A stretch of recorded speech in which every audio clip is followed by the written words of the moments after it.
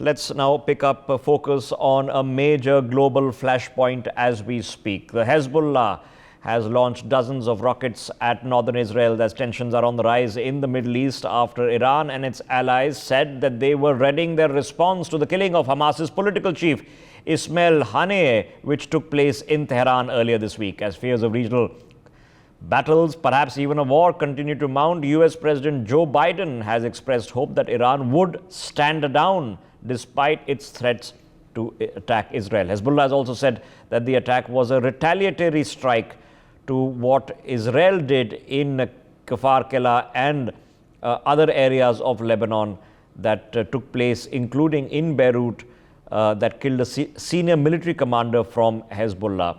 3 US and Israeli officials have said that they expected Iran to attack Israel as early as Monday, as per information that was provided by an Axios report. Let me open up this conversation to my colleague joining us on the broadcast. Brian, quick update on what is happening, and then let's open this up to conversation. Well, definitely, Rishabh, the US military will also, deploy additional fighter jets and Navy warships to the Middle East, as even that was announced by Pentagon. That happened on Friday in response to the threats from both Iran and its allies, Hamas and Hezbollah. Now, this move comes as the US also anticipates Iran's reaction to the recent killing of Hamas leader Ismail Haniyeh in Tehran, which is a part of a series of targeted killings of senior Hamas figures amid the very ongoing conflict between both Israel and Hamas in Gaza.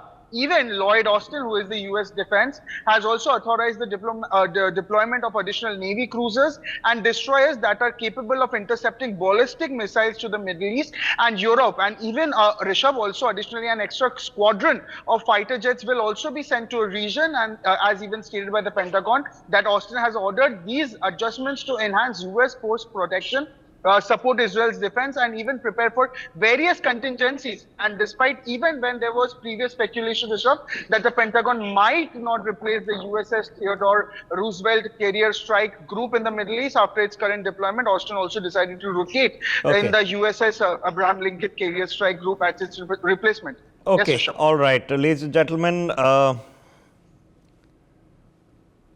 it's a tense situation. Now, the last time there was a retaliatory strike by Iran, which was a rocket strike, it was a dud.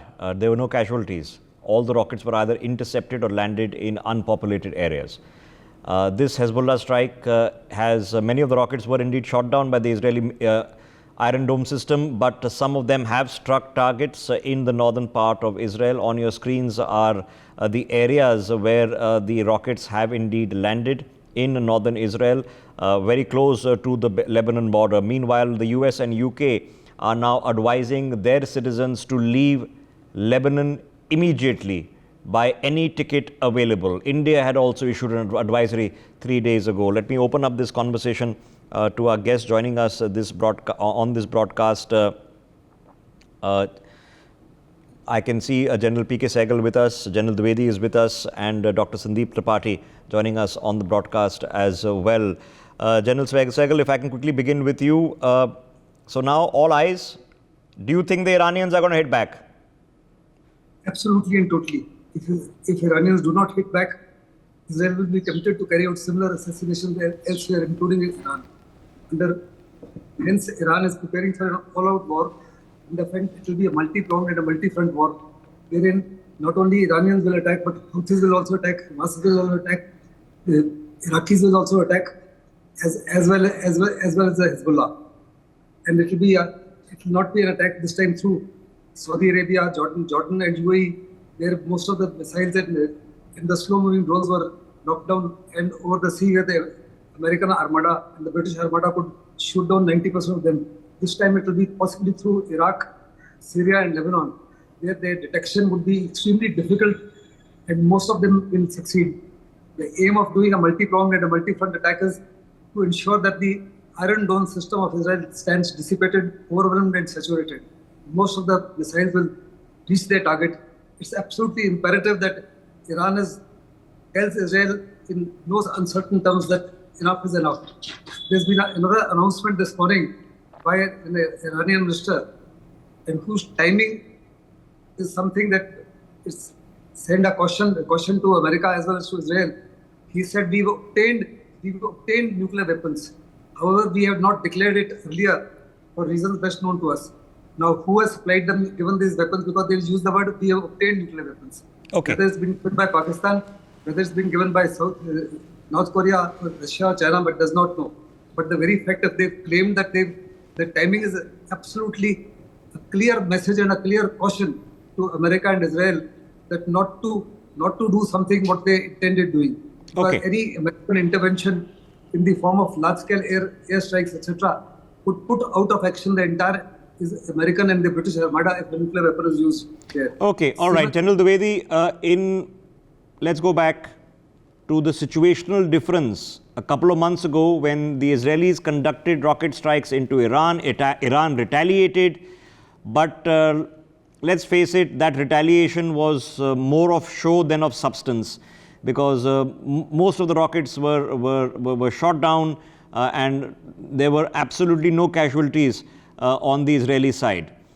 Now the situation has changed. A new government has taken charge in Iran. In fact, the Hamas leader was attending the swearing-in ceremony of the new regime in Iran. Would the new regime have to now save face, prove a point by conducting a substantive retaliatory strike on Israel?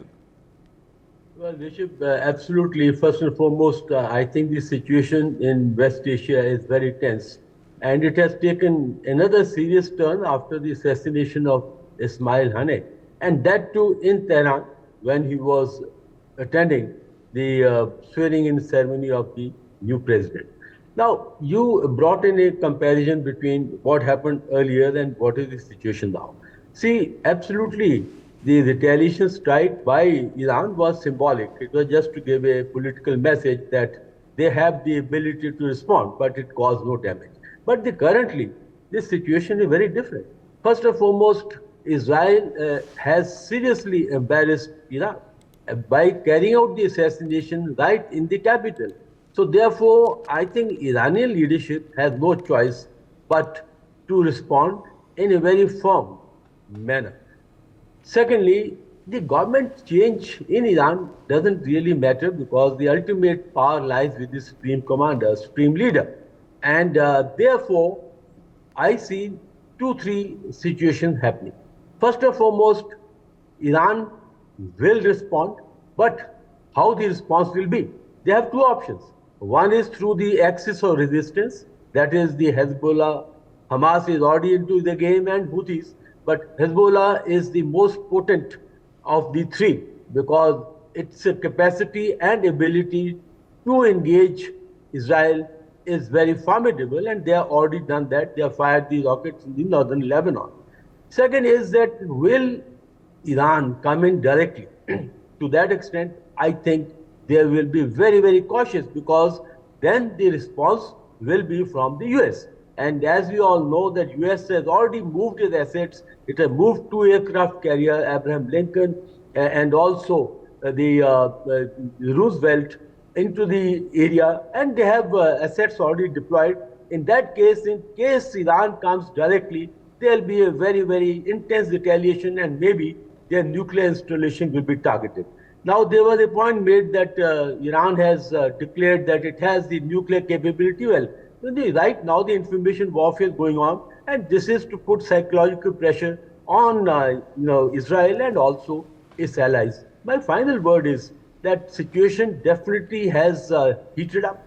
It has become more tense, and we are going to see more involvement of Hezbollah and the other two elements, Houthis, and of course, Iran per se, because Iran will have to demonstrate its capability, its capacity, and how it goes about will be seen. So something is going to happen. All I can say is that situation is going to become more tense, and willy-nilly American involvement appears to be quite evident.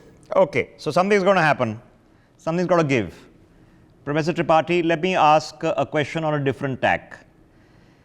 Has Israel achieved its objective at obviously a price to pay, but achieved its objective of destroying Hamas, both on the ground in Gaza and its leadership that has been taking refuge in Qatar, Iran and other areas? See, onwards 7th October 2023, the kind of oath, the kind of determination, the kind of revenge Iran has shown during that time that we will take revenge as well as we will retaliate, we will destroy the Hamas.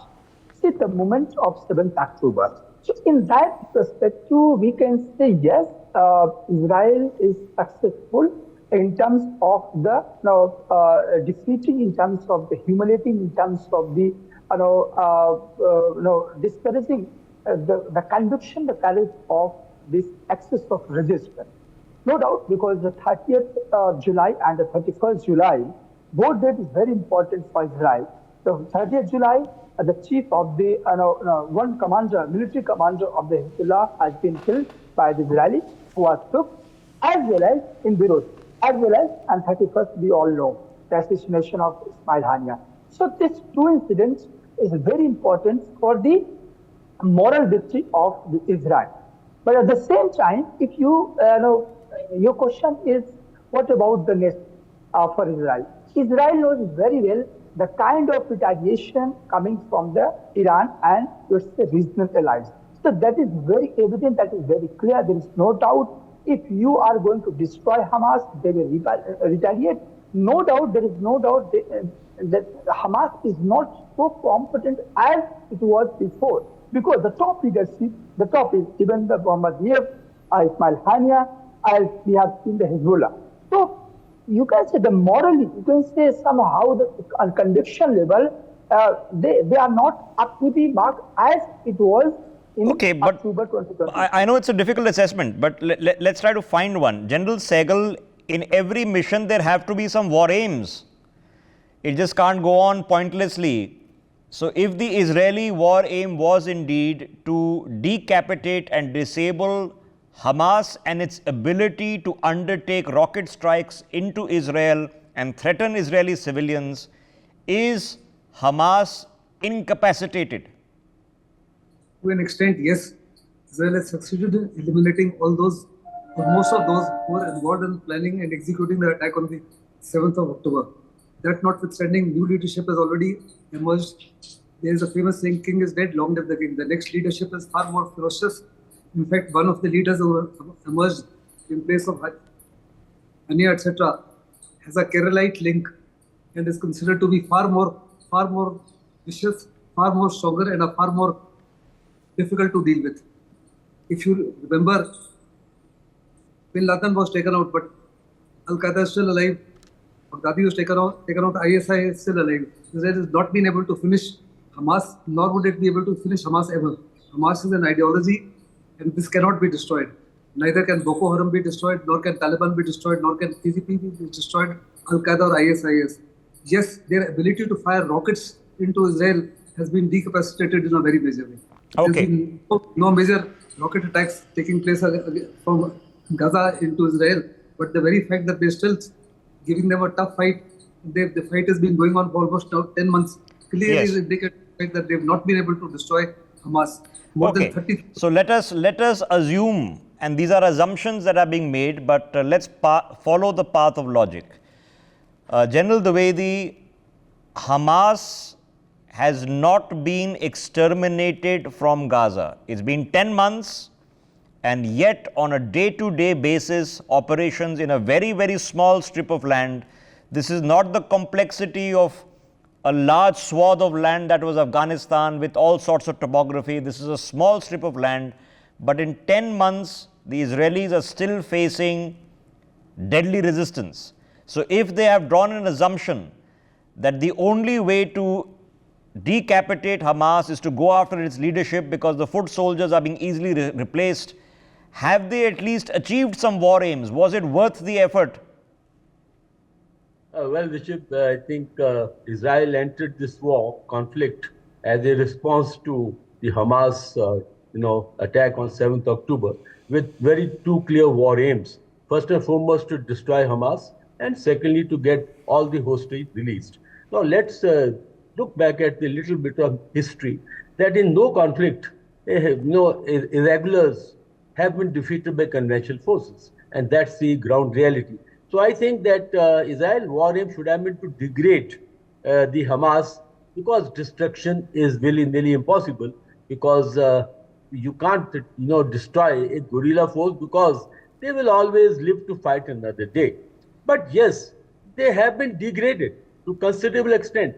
Their strength was estimated to be 25,000, and they estimate that at least 50% of their strength has been knocked off. But the point is, there is a continuous pipeline, both in the terms of manpower and also in terms of resources, because there are supply chains which will ensure that Hamas continues to fight even if its capabilities degraded. The second point is the hostages released. Still, about 100 odd hostages have not been released, because they are negotiating, because the whole Hamas strategy was to negotiate with the hostages as one of the booty. So all I can say is that Israel is embroiled into a very long kind of a war. They had these skirmishes initially with Hezbollah in 2006. They could not defeat Hezbollah. In fact, it was a squared up match. They had to come back, because to fight conventional forces vis-a-vis the irregulars is a very difficult ball game. And so far in history, no conclusive result has come in favor of the conventional forces. So I think the best option, which everyone is recommending to Israeli leadership, is to now negotiate with ceasefire, because to some great extent they have achieved their war aims, and continuing further is only going to end up in stalemate and more casualties. Okay, so now let's look at the conundrum, and it is a conundrum because you have to do the tactics at the ground level, but then there is strategy. Professor Tripathi, in a situation where you're dealing with perennial, constant terror attacks, we face the same issue across the line of control, and we can have the same argument that you will never be able to eliminate to zero terror attacks across the LOC unless you deal with Pakistan. Has Israel, in your opinion, made an assumption that after a point there's no point fighting back against Hezbollah, against Hamas, unless they deal with Iran? Diplomatically, it is very imperative, very important to deal direct rivals diplomatically, because on ground level, on warfare, you cannot deceive. That is the fact, and this is the logic that raise the question, that logic and assumption. So logic says that you have to engage with your rivals on diplomatic level, because in today's hybrid warfare, in today's information warfare, psychological warfare, you cannot assume the complete elimination of any enemy, because all enemy has the same equal retaliation forces, equal retaliation capabilities. So that is very that is illogical to think that one country will come out in a full victory structure. And we have seen this Russia-Ukraine war, and we have seen also Israel, because in 7th October it was kind of assumption that Israel is going to destroy the Hamas within 1 week. And it was assumption when the Russia-Ukraine war started that Russia is going to win this war. So this kind of assumption has completely misapproved that you cannot eliminate your enemy in this hybrid warfare, in this technological warfare age. So I think the country has to increase its capability in terms of psychological warfare, in terms of information warfare, and in terms of regional alliances, in terms of the global alliances. So diplomacy should come out. Diplomacy is the best way to resolve the issues, not the warfare. Let me put that question to General Sehgal. General Sehgal, so we are in a spiral of escalation. There doesn't seem to be any global factor that seems to indicate that a de-escalation is likely. We are running into an election in the United States. I don't think the present government, which is unlikely, its leadership is unlikely to be retained. The party might win, but Joe Biden is out. I don't know what his priorities will be in the last few months of his office. I've already mentioned a new regime has taken over in Iran. That president, Masood, will be looking to show his credentials as a strong contender standing against Israel. Does there seem to be any party in the world that actually wants a de-escalation or can facilitate a de-escalation? In fact, the only party that possibly could facilitate a de-escalation is India. India has got good relations with both Israel as well as Hamas and its leadership. But I do not think that either side will listen to Prime Minister Modi at this point of time. Unless and until America stops giving arms and ammunition to Israel, the war will continue. The war will only come to an end if Netanyahu is either replaced or Netanyahu is put out of action by God Almighty or by the people of the country. Unless and until Netanyahu is removed from he's fighting a battle of his own survival. He's wanting to prolong the war as much as possible. And unfortunately, America continues to back him. He's got a bipartisan support from America. But that notwithstanding, both President Biden, Kamala Harris, as well as potential President Trump have cautioned Israel and told Israel that enough is enough. But alongside, they continue to supply arms and ammunition. And unless and until they stop that, the war will continue. Because the biggest gainers are the military-industrial complex of America. And that is why the Americans will continue to fuel this war. I don't think this war is going to come to an end. And the entire world will be affected in a very major way. India in the most intense manner, because we got more than 9 million people diaspora in that area with maximum FDI coming into India. You know, there's a book, ladies and gentlemen, by John Key. I would recommend its reading. It's called The 1,000-Year War. And the Crusades started in the 11th century. So we are about to complete 1,000 years of conflict in the Middle East. And what General Sehgal seems to be indicating is that it's unlikely that come tomorrow morning, suddenly they'll sit down on a table and there'll be handshakes all around and everybody will go home.